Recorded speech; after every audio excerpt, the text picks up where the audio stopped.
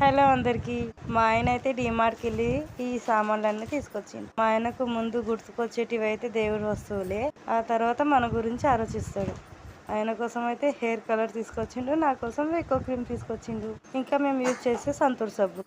ఈ లైట్ అయితే కరెంటు పోయినప్పుడు ఉపయోగపడుతుందంట. మా ఇంట్లో అయితే ఊరుకునే కరెంటు పోతుంది.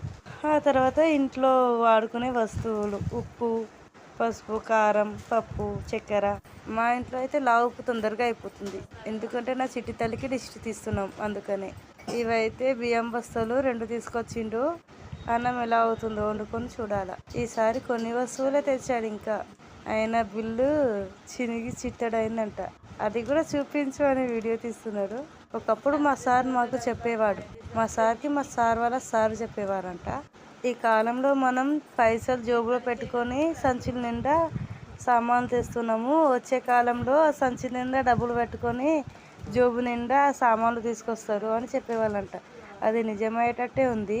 సామాన్ సదురుకుందామని సగం సదురుకున్నాను, నా చిట్టి తల్లికి జ్వరం వచ్చింది కదా, ఒకటే ఏడుపు. చూసారా, ఇక్కడ దక్కనే ఉంది.